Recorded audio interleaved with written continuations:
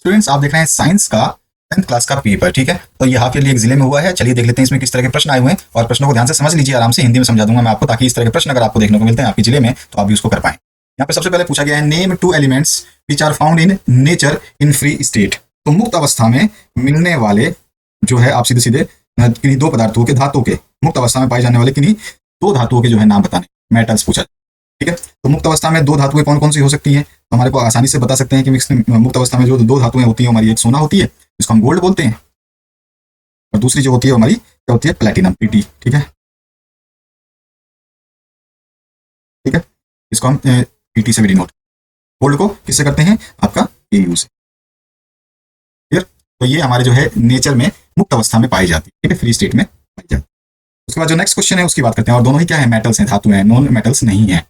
Next question से पूछा गया आपसे, write the name of spherical mirror used as rear view mirror in vehicle. यानी कि वाहनों में पश्चिम दृश्य, यानी कि पीछे वाले दृश्य को, यानी कि पीछे वाला जो हम देखते हैं, जो भी हम पीछे देखते हैं, ठीक है, रियर व्यू है ना, जो भी हमारे को पीछे दिखाई दे, गाड़ी चलाते समय हम देखते हैं ना, साइड में हमारे मिरर लगी रहती है। सभी ने देखा है, चाहे जिसने गाड़ी चलाया हो उसने या नहीं चलाया उसने, गाड़ियों में अगर देखा है आपने मिरर लगे रहते हैं। तो वो अपने थोबड़ा देखने के लिए तो है नहीं, वो किस लिए, पीछे देखने के लिए। ठीक है, तो इसमें क्या है कि ये सीधा सीधा पूछ रहा है कि इसमें गोलीय दर्पण का नाम बताना है जो वाहनों में पश्च दर्पण यानी पिछले हिस्से को दिखाता है, तो उस गोलीय दर्पण का क्या नाम है, बस इतना आपसे पूछा गया। तो बस आप सोच रहे हैं क्वेश्चन पता नहीं क्या क्या इतना बड़ा बड़ा पूछा है, तो ये भी आपको सोचना चाहिए। तो वो कौन सा होता है, हमारा उत्तल दर्पण, राइट ना, हमारा कौन सा हो जाता है, उत्तल दर्पण। अगर उत्तल दर्पण होता है तो फिर उसको हम क्या बोलते हैं, कॉन्वेक्स मिरर।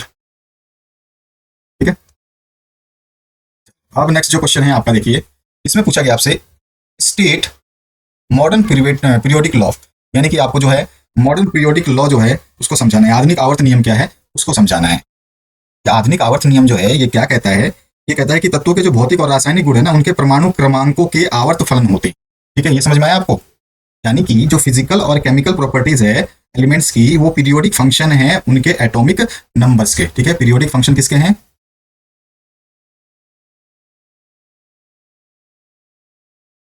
ऑफ यार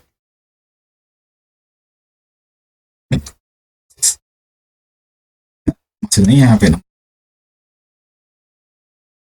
तो ये जो है सीधा सीधा इसने बोल दिया फिजिकल और केमिकल प्रॉपर्टी किसी भी एलिमेंट के periodic function of their masses होता है। ये जो है मॉडर्न पीरियोडिक लॉ कहता है। नेक्स्ट क्वेश्चन क्या है, write the names of any two conventional energy sources या sources of energy. Conventional energy sources क्या होते हैं हमारे, मतलब कि जो परंपरागत ऊर्जा के स्रोत हैं जो हम परंपरा रूप से उपयोग करते आ रहे हैं, उनसे आपको एग्जाम्पल पूछे गए। तो देखो परंपरा के रूप से तो हम जो है उपले, कोयला, पेट्रोलियम, ठीक है, प्राकृतिक गैस, बिजली, ये सब जो है यूज करते आ रहे हैं। तो ये सारे नाम आप इसमें लिख सकते हैं। ठीक है, हिंदी में हम इसको जो है ये बोलते हैं, और इंग्लिश में क्या बोल देंगे, कोल हो गया, पेट्रोलियम हो गया। उसके अलावा और क्या हो सकता है आपका कन्वेंशनल एनर्जी में, जो है आपका न्यूक्लियर हो गया, ठीक है, गैस हो गया, गैस हो गया, ऑयल हो गया, कोल हो गया, बता दिया, न्यूक्लियर एनर्जी हो गया। तो ये भी आपके क्या कन्वेंशनल है, जिसको हम मतलब बहुत पुराने पीढ़ियों से उपयोग करते आ रहे हैं। अब इसके बाद जो नेक्स्ट क्वेश्चन है इसमें आपसे क्या पूछा गया है, write joules unit in 1 kilowatt hour. यानी जूल जो है इकाई, उसको जो है 1 किलोवाट आवर में आपको व्यक्त करना है। तो ये जो हमारा 1 किलोवाट घंटा जो है वो हो जाता है हमारा 3.6 इंटू 10⁶ जूल केवल। ठीक है, ये बस आपको लिख देना था। इसके बाद में right full form of CFC, तो क्लोरोफ्लोरोकार्बन सभी ने लिख दिया होगा, कोई भी एक बंदा छोड़ के नहीं आया होगा कि इसका पूरा जो है नाम क्या होता है। क्लोरोफ्लोरोकार्बन आपको हिंदी में भी लिखना था, अगर आप इंग्लिश में लिखते हैं तो भी क्लोरोफ्लोरोकार्बन ही लिखेंगे। अच्छा, अब 7वां जो प्रश्न है, draw magnetic field lines around a magnet bar. तो मैग्नेट बार तो आप जानते ही हो, इस तरह का मैग्नेट बार होता है, सभी को अच्छी तरह से पता है, और आपने ड्रॉ भी कर दिया होगा। हालांकि मैं एक चीज आपको बताने वाला हूँ, इस चीज को समझ लेना क्योंकि ये बहुत इंपॉर्टेंट चीज है। ठीक है, अब आपको ये तो पता है कि आपका जो है N और S कौन सा होता है, तो एक आपका होता है नॉर्थ पोल और एक हो गया आपका साउथ। ठीक है, और ये भी पता है आपको कि नॉर्थ से जो है ये किधर निकलती है, तो साउथ की तरफ निकलती है। ठीक है, तो नॉर्थ से निकल करके इस तरह से मैग्नेटिक बार्स जो है आयरन फिलिंग्स का जो है हम इस तरह से बना सकते हैं।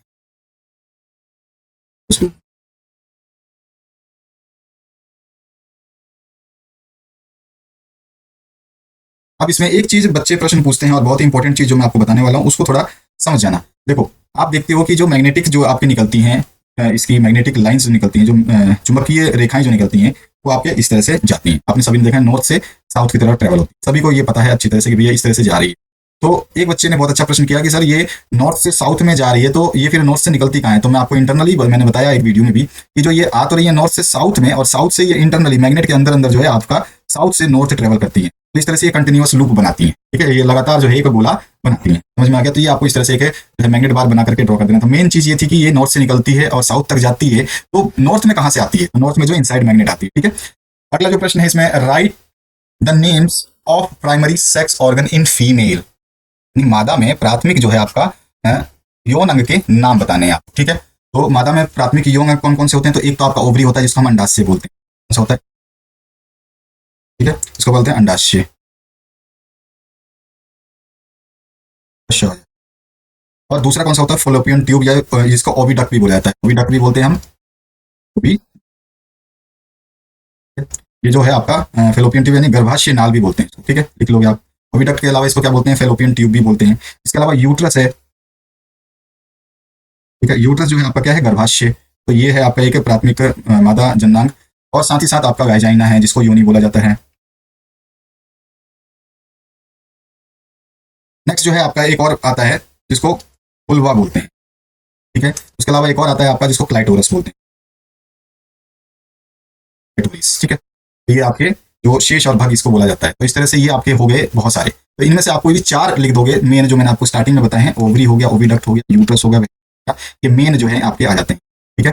इसके बाद जो है नेक्स्ट आपका पार्ट पूछा क्या गया है, what would be the electron dot structure of ethane. तो इथेन का पूछा ना, तो इथेन का फॉर्मूला क्या हो जाएगा, C2H4 ना H6, ठीक है। तो इथेन का हम फॉर्मूला जब हम जानते हैं तो हम डॉट स्ट्रक्चर किस तरह से बना सकते हैं, ये रहा, ठीक है। अब इसके साथ में कार्बन फिर से एक आपका जुड़ा रहेगा क्योंकि कार्बन 2 है, और 6 आपके कितने हाइड्रोजन है, तो 1 हाइड्रोजन, 2 हाइड्रोजन, 3, 4, 5 और फिर 6 हाइड्रोजन, सभी हाइड्रोजन को लगा देंगे। इस तरह से आप डॉट स्ट्रक्चर बना सकते हैं, इसका सिंपल सा था। अब इसके बाद जो नेक्स्ट क्वेश्चन है, व्हाट इज रिसाइकलिंग, यानी पुनः चक्रण क्या है। पुनः चक्रण यानी कि रिसाइकलिंग क्या है, तो रिसाइकलिंग एक प्रोसेस है जो कन्वर्ट करता है वेस्ट मटेरियल को into new materials and objects में, ठीक है। यानी कि जो बेकार चीजें हो गई या फिर इस्तेमाल की जा चुकी वस्तुओं को पुनः इस्तेमाल के लिए तैयार करना जो है पुनः चक्रण कहलाता है।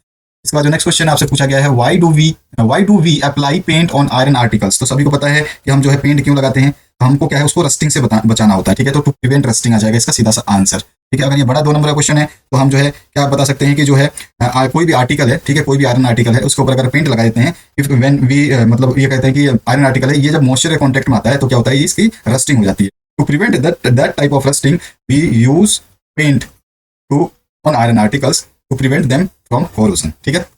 नेक्स्ट जो है आपका, who are the stake holders of forest resources.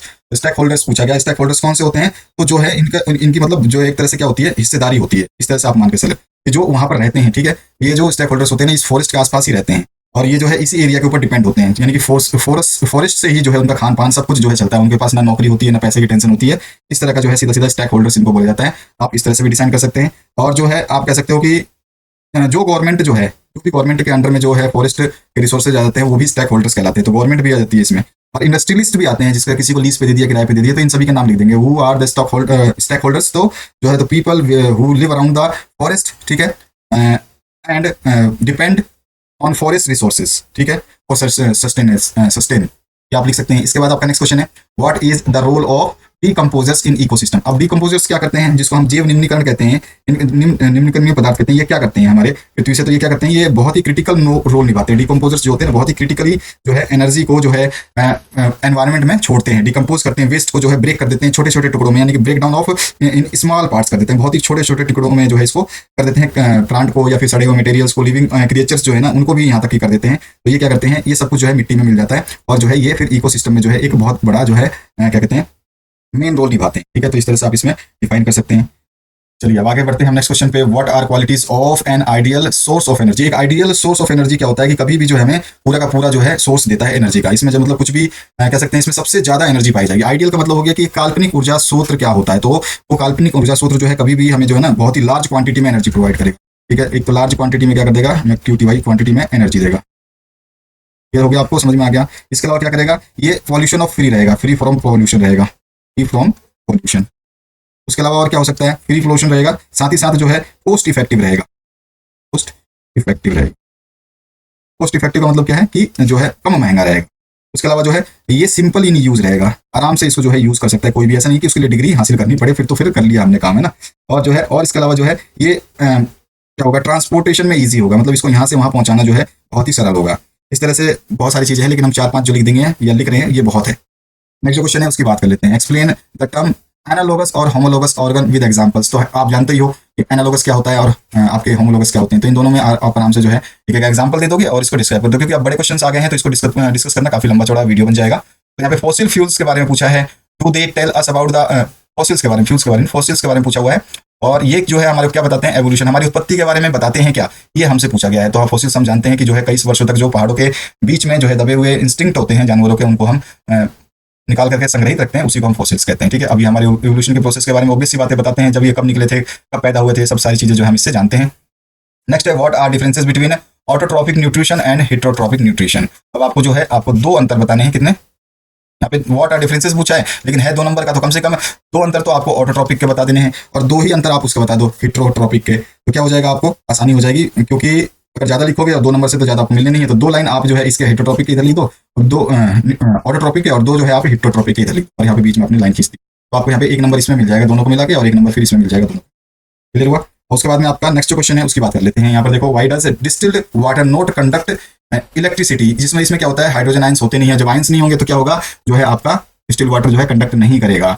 और रेन वाटर में जो है आयंस होते हैं, ठीक है, H+ आयंस होते हैं, तो जिसकी वजह से ये जो है कंडक्टिविटी को क्या करता है, करेगा। इसके बाद 19 नंबर है, what do you mean by combination reaction, explain it giving examples. Again जो है, why should curd sour and sour substances not kept in brass and copper और वेसल्स। ठीक है, ये अलग। तो ब्रास और वेसल कॉपर जो आपके ब्रास है और कॉपर जो है, ये वेसल जो बर्तन होते हैं, इसके अंदर जो है आपके खट्टे सब्सटेंस या फिर दही को क्यों नहीं रखा जाता, ये आपको बताना है। आप जानते हो ये रिएक्शन कर जाएंगे, और डिफाइन कर देना है power of accommodation of eye. Power of accommodation of eye आपका आ गया यहाँ पे सारा का सारा, वो क्या कहते हैं, फिजिक्स। इसके बाद आपका नेक्स्ट जो पूछा गया है, इसमें देख लीजिए, इसमें आपसे सीधा सीधा क्या पूछ रहा है, what is far point and near point of human I with normal vision. देखो, फार पॉइंट तो मैंने आपको स्टार्टिंग में बताया था, अच्छा इससे पहले वीडियो डालते थे, फार पॉइंट जो होता है वो इन्फिनिटी होती है, ठीक है, और आपका जो है नियर पॉइंट जो होता है वो 25 सेंटीमीटर होता है। अब इसमें और क्या पूछा है, ये पार्ट आपको बता देना है। 1 नंबर में आप पावर ऑफ एकोमोडेशन बता दोगे आसानी से, उसमें होता क्या पावर ऑफ एकोमोडेशन में, ये भी आपको बता दूं मैं, तो इसको नोट कर लीजिए। देखिए सीधा सीधा, पावर ऑफ एकोमोडेशन क्या होता है, ability of eye lens to see और टू सी नियर बाई और far objects by adjusting its lens, ठीक है, या फिर adjusting its retina, focal length, sorry focal length, ठीक है ना, फोकल लेंथ, मेनली ये फोकल लेंथ को ही करता है, फोकल लेंथ को जो एडजस्ट करके, जब आपका एबिलिटी है आईज की किसी फार या नियर ऑब्जेक्ट को देखने की, वही जो है पावर ऑफ एकोमोडेशन कहलाती है। यही हमारी कम हो जाती है, जब ये चीज कम होती है तो हमारा तो फोकल लेंथ सही से एडजस्ट नहीं हो पाता, और फिर क्या है, या तो हमें दूर की सही चीजें नहीं दिखाई देंगी, या फिर हमारे को पास की सही चीजें नहीं दिखाई देंगी, ठीक है। इसी में दोनों ही कमियां हो जाती हैं, और किसी किसी को दोनों ही कमियां होती हैं, जिसको पास की भी चीज प्रॉब्लम होती है और दूर की भी चीज देखने में प्रॉब्लम होती है, तो इन दोनों को जो हम यूज करते हैं, तो यहाँ पे बाईफोकल लेंस यूज किया जाता है इसका करेक्शन, बाईफोकल, यानी कि जिसमें उत्तल और अवतल लेंस दोनों ही होते हैं। आधे आधे आपके दादा दादियों के जो है चश्मे देखे होंगे, किसी किसी के घर में होता है, सभी के घर में तो नहीं मिलता ये सब देखने को, तो उनका देखोगे तो उनके 2 लेंस दिखेंगे आपको।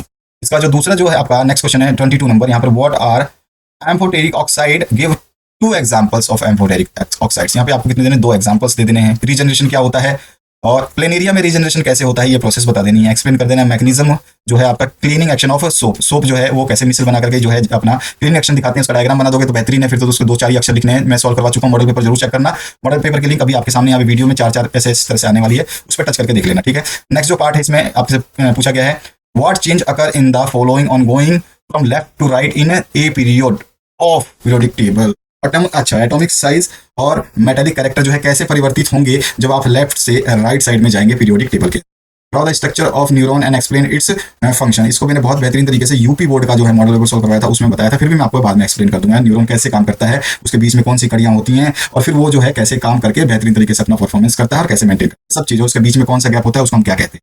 उसका जो नेक्स्ट पार्ट है, डिफाइन इलेक्ट्रिक पावर, और ऐसा यूनिट भी लिख देना है। इलेक्ट्रिक रेफ्रिजरेटर का रेट है आपका 400 वाट, ऑपरेट किया जाता है 8 घंटे।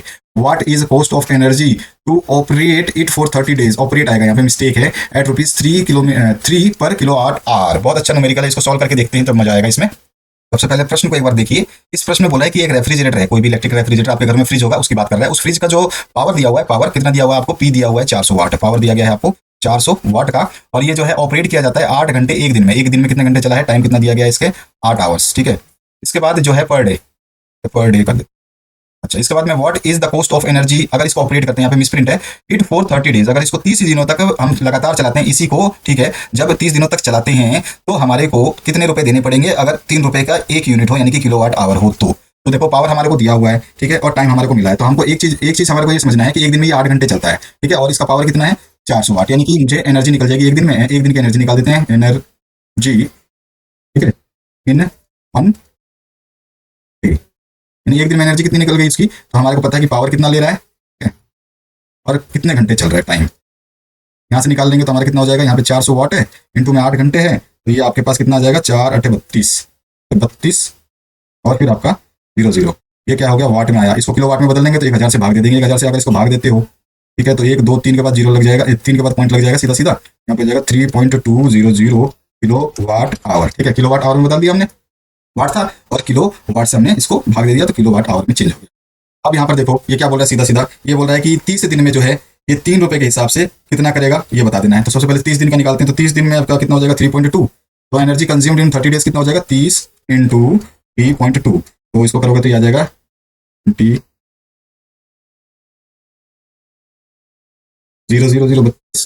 मल्टीप्लाई करके देखिए 32 इंटू 3, तो आपका हो गया 96, ठीक है, ये आ गया 96। आपके पास में क्या है ये किलो वाट आवर, क्योंकि ये किलो वाट आवर से ही आपने गुणा किया है ना इसको 30 दिन को, तो 96 किलो वाट आवर आ गया।